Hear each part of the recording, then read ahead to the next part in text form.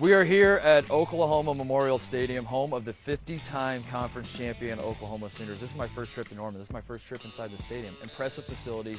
One of the first things I noticed, real-life grass, folks. They are painting it as we speak. I'm excited to talk to the grounds crew, see what goes into that. I'm excited to check out the campus. Come with us. We're going to have some fun.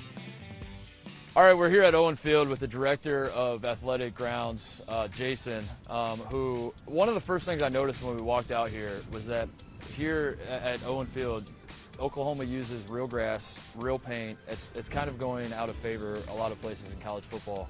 How long does it take you guys to paint this? It's a 3-day process. We start on Wednesday and we paint all the red, and then we come in on Thursday and we do all the white, and then on Friday we come back again and repaint the red because the red fades just like that. Really? So you have to do 2 coats of red this is for every home game? Every home game. How many gallons of paint does it take to paint the same? Depending if it's conference versus non-conference. Conference games take a little bit more paint because we paint the entire end zone red with white letters. Oh, interesting. So when we get into conference play, I would say on average it's about 275 gallons of paint every time that we paint the field up for a game. What is the biggest catastrophe you've ever experienced in painting? You have a catastrophe almost every time you paint, believe it or not. Wow. Yeah. 2 weeks ago I was painting the white around the OU out in the middle, and it was really, really faded from the week before. And the thing you're supposed to do is get out the stencil. Well, getting out the stencil and putting that thing down requires a lot of effort. Yeah. So I tried to cut a corner and not use the stencil, and when I was doing that outline, I blew completely through where I was supposed to go. Oh my God. But that not only happens to me, that happens to all of us who paint. Yeah. Do people notice it? I hope not, but I mean, if you look real close, there's flaws all in it. Right. But it looks really good That's from a distance on television. On TV, no one can notice. That's what Exactly. matters most. What about the grass itself? Is there any maintenance with that? What kind of grass are we working with here? This is Latitude 36 Bermuda grass. Okay. It's one of the best grasses you can have for an athletic field. It does require a lot. It gets mowed almost every day, especially during the growing season like we're in right now. Yeah. But it's beautiful. It's made to recover really fast from the divots and stuff. It's one of the best. How often do the coaches at Oklahoma ask you about the field or the paint, or do they ever, Notre Dame has always been accused of growing out the grass a little bit to slow down the other team. Is this something, does the strategy factor in? Do you get orders from up top to do something one way or another with the paint job or the grass or anything? I've only been here, this is going on my 3rd year now, and they've really not asked me to do anything different out here. A lot of times out on the practice fields we get, hey, it's too wet or it's too dry. Yeah. You need to fix that. So they rarely say anything about out here. It's when they come to me for something, it's usually for the practice. All right, if Coach Riley started a campaign to remove the grass and put down artificial turf, and he said, I only care about one vote and it's yours, what are you saying? What are you saying to that idea?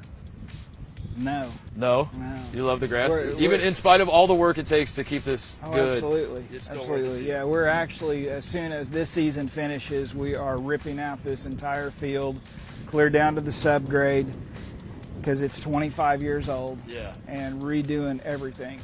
And we're putting it back with natural grass. Oh, there you go.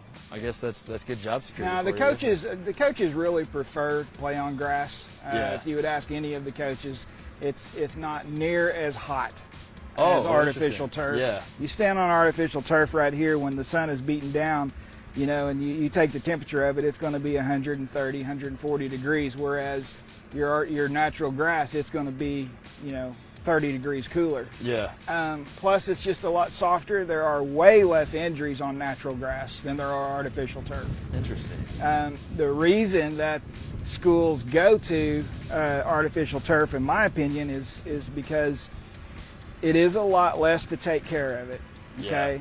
You don't have to paint it up for games, and the trend that you're seeing is the coaches love to use their game field for practice. Okay, Interesting. and so that's one thing that the coaches have to back off on. If you've got a natural grass field, is you can't practice on your game field as much as you would like to. Right. So is the practice fields here, are they grass as well, you said? Yes. Yes. And we have sense. some artificial turf fields as well, like our indoor, that they'll practice on a lot when we go to a away game that has artificial turf. Talk to me about the lower half of your body. You Yeah, got all the paint on you. I'm And covered in everything. paint today. You just accept it at this point. Yeah. You don't even try to fight. You're waving the white flag. You've lost this battle. Yeah. You just learned to not really care that much. I go through a lot of clothes. Yeah. A lot of clothes and a lot of shoes. I imagine. Fortunately, OU provides us with a lot of that. Well, Jason, we appreciate it. Thank you for making time for us. You're Thanks for welcome. all the information.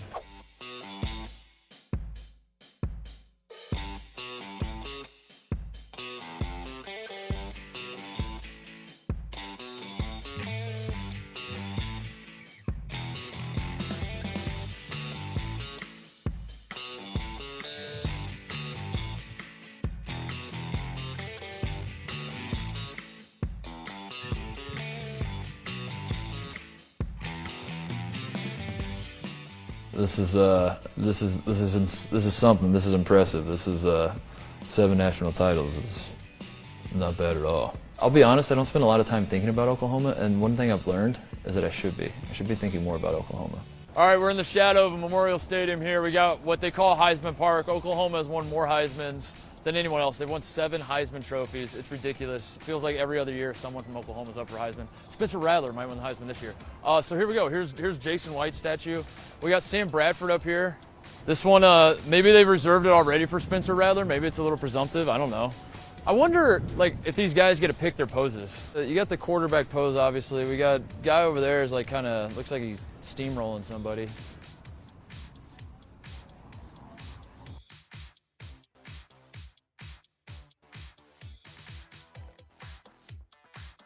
I love that Steve Owens doesn't even have a helmet in his statue.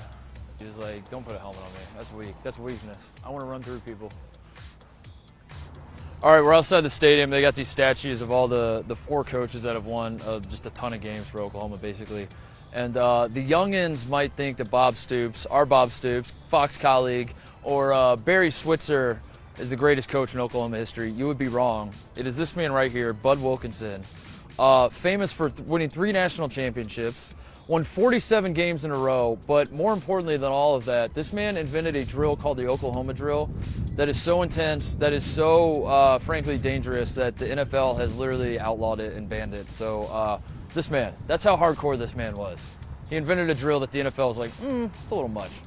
This man has been on the job at Big Noon Kickoff for 2 weeks, and they've already built a statue for him. That's how great he is at this analyst job.